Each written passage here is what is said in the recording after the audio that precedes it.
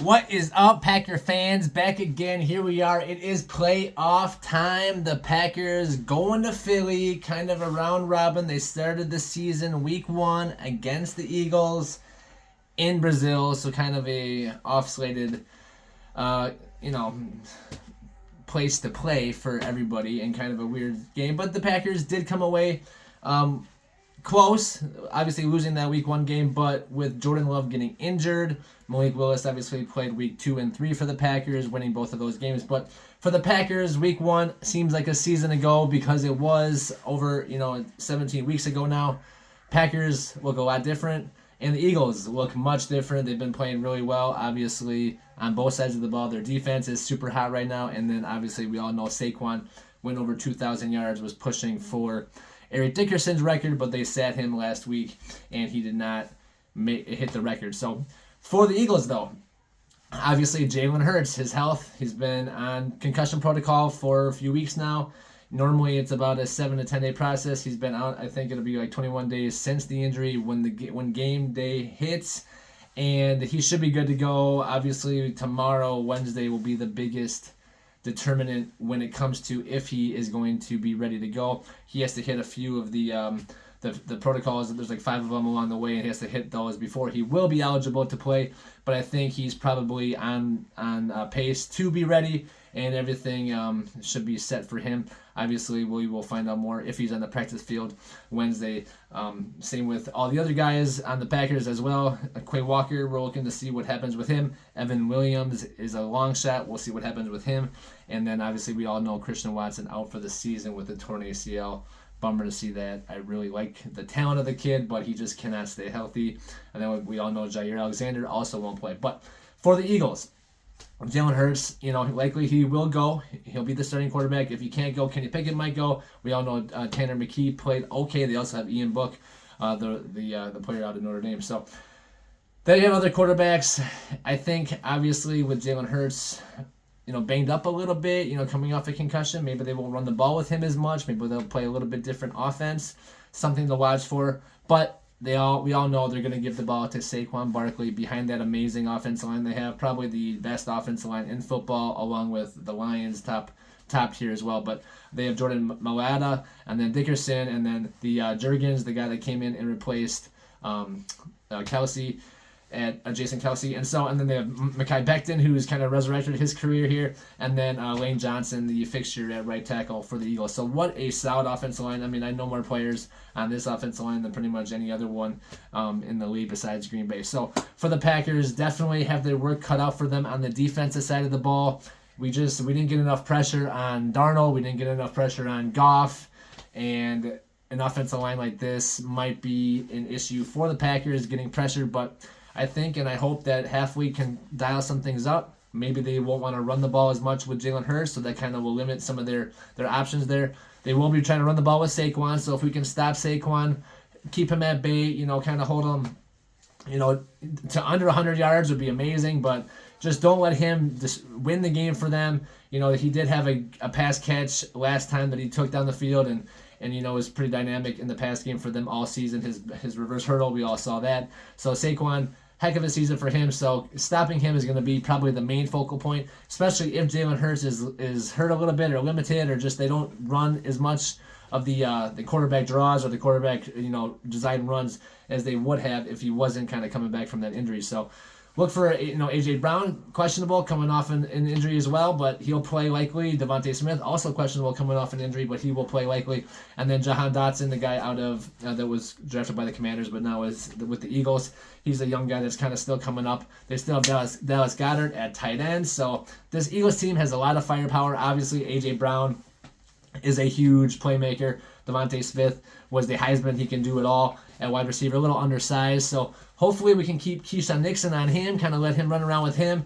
Valentine's a bigger, stronger, more physical corner. Put him on A.J. Brown. Say, hey, young man, shut this guy down, and we have a chance to win the game. That's kind of what I hope they do. Eric Stokes kind of can come in there, play where they need him to, and then on the back end, X has to just clean everything up, keep the guys in position, and he said it himself. We can situationally we have to be better. They have to be better when it really matters and the plays count. there's a few plays a game that kind of determine what happens as the end result, unless it's a blowout. Some of those close games, it's usually 5 or 6 plays that kind of determine the outcome. So for X, it's just going to be about keeping everybody on the same page, and hopefully we have Javon Bullard out there. He should be good to go. He played last week against the Bears, and then Evan Williams will be the big question mark. We'll see if he is eligible to play. I don't think he will be out there, but we will see if he is able to go. And then Quay Walker, looking better for Quay. Looks like Quay might go, so he'll be a game time decision. We'll see if he's out there practicing limited or whatever tomorrow on Wednesday. But obviously, Edgerrin Cooper, I look for him to have a big game. He's going to be the Saquon Barkley hawk. He's going to have to get after him, chase him around the field all day on Sunday. Hopefully he can, continue his upward trend he's had this season. And then a guy like McDuffie or Eric Wilson's going to have to step up big for the Packers as well. So on the offensive side of the ball, obviously, like I said, Eagles have a lot of firepower. Stopping Saquon is going to be the biggest thing. He is definitely a guy that, can do it all, catch the ball, run the ball. And then on the defensive side of the ball, this defense for the Eagles, Jordan Davis, the big guy in the middle. He's like 6'6", over 300 pounds, just a monster of a man. And then they have Jalen Carter also, the guy, first pick in the draft last year, I believe. So this guy's also really a strong playmaker, can do it all in the middle. They have Nolan Smith, a guy that, linebacker out of Georgia, a guy that, Packers players know well. They play with him likely. Zach Bond, a guy that Wisconsin fans should know well. He played at Wisconsin. And then Josh Sweat, also another big playmaker. And then Nakobe Dean, who's questionable, but he should play. He's another Georgia guy. So crazy that they just have Jordan Davis was the Georgia guy, and then Nakobe Dean, and then, like I said, and then they have Quinyon Mitchell, the rookie. They got him out of Toledo, so he's had a really good year this year. C.J. Gardner-Johnson, a guy that we all know, he played for the Lions, then back and forth with the Eagles. And then Reed Blankenship, a free safety who's been he's been around, but he's really a good playmaker. We all know Darius Big Play Slay at corner also, and then they have Cooper DeJean, a guy who, this season's had some big plays, had some pretty notable plays. He's the one that pretty much tackled Derrick Henry and tried to lift him up and drop him. So, we've seen him play well. He's definitely a guy that the Packers have to watch out for. I mean, this defense, as I was going through it, I'm like, okay, I know that guy, that's a big name, that's a big name, that's a big name, that's a big name all the way through. Brandon Graham is out for the season. That's another big guy, but he is on IR. He's out for the season. And then James Bradbury, he's out for the season as well. Another notable name. So the defense could probably even be better if they had those guys. But from top to bottom, this is one of the best defenses in the league. A defense that's played well the last few weeks, and a defense that the Packers, we played decent against them week 1. We were able to move the ball, but lately this Packers offense has kind of been in a drought. Obviously against the Vikings, we just struggled a little bit, and then against the Bears, we got hurt. Jordan Love got hurt, and we kind of just had a weird day all in all. So it's going to be a big test for the Packers going into Philly. Obviously, tough place to play, Lincoln Financial Field. The Packers have lost 2 playoff games to the Eagles, and they won one. The one they won was on the way to the Super Bowl in 2010-11 with Aaron Rodgers. They beat Michael Vick. And then the losses were the first and only Lombardi playoff loss, 1960, and then the 4th and 26 Brett Favre game, Donovan McMahon to Pinkton? I forgot the guy's name now. Somebody will remind me. But crazy.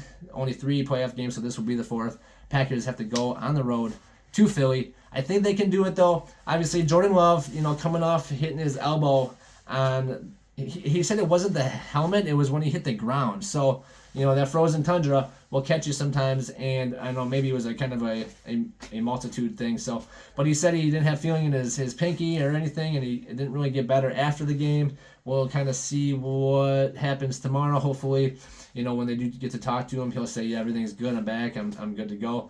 Josh Jacobs, he didn't run as much. He only had 44 yards against the Bears. They kind of sat him. He got the touchdown to kind of extend that streak. He also got in the 5th all-time in the Packers uniform, rushing all-time with over 1,300 yards, and I think he had 14 touchdowns. So what a season for him. Might be 15 touchdowns, but what a season for Jacobs, just running the ball crazy. So hopefully he's good to go. He's healthy. He's fresh after not having to run the ball too much last week. Like I said, only 6 carries or so, I believe. And then Eric Wilson looked really good.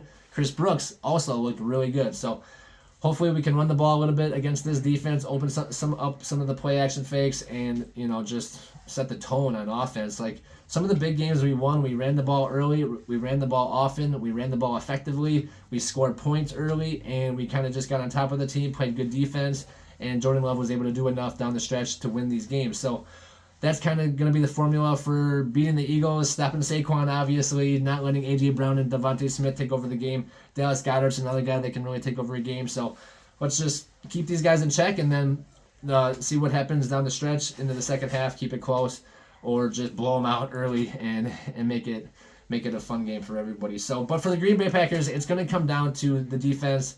Can the defense get after Jalen Hurts and Saquon? Can guys like Brenton Cox Jr. step up? He's been getting more snaps than Lucas Van Ness. Lucas Van Ness, first round pick, just hasn't been able to get the production would have liked to get out of him. Obviously, Rashawn Gary got a big sack, like first play of the game against the Bears, coming off of his first Pro Bowl nod. So very exciting for him. And then guys like Kenny Clark, Devontae Wyatt, they really need to step up.